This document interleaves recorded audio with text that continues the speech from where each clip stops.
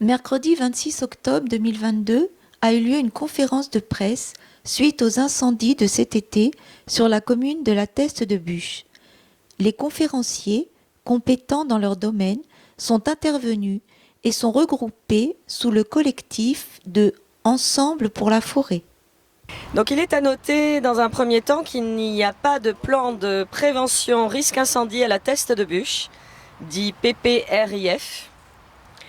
Deuxième point, depuis l'extinction du feu, les citoyens, les associations, y compris celles qui sont agréées, sont tenues à l'écart de toute concertation.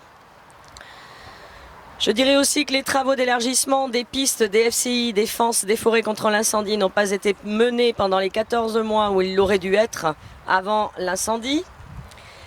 Depuis des années, les puits des FCI étaient inopérants. Nous signalerons que les pompiers n'ont donc pas pu les utiliser.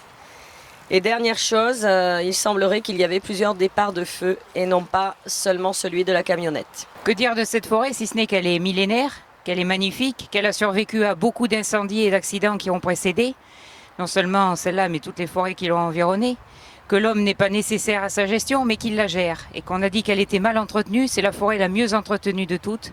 Elle a montré sa résistance, sa résilience, elle montre sa reviviscence au jour le jour, et elle a tout pour se relever.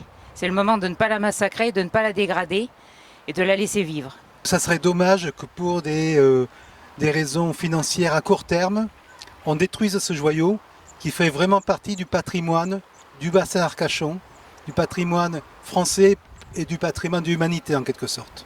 Il faut vraiment qu'on réfléchisse, qu'on regarde et qu'on tire des conclusions et qu'on les fasse, qu'on les applique, mais tous ensemble. Il y a une phrase d'une poète que j'ai en tête depuis le début des incendies. Ceux qui accusent l'incendie sont souvent ceux qui l'allumèrent. Et on sait très bien que le but c'est déjà de supprimer notre forêt usagère et on doit agir contre ça tous ensemble pour préserver l'écosystème. Les arbres sont nos frères, nos existences sont indissociables. En cela, nous leur devons le plus profond respect parce que si eux peuvent vivre certainement sans nous, nous ne pouvons pas vivre sans eux.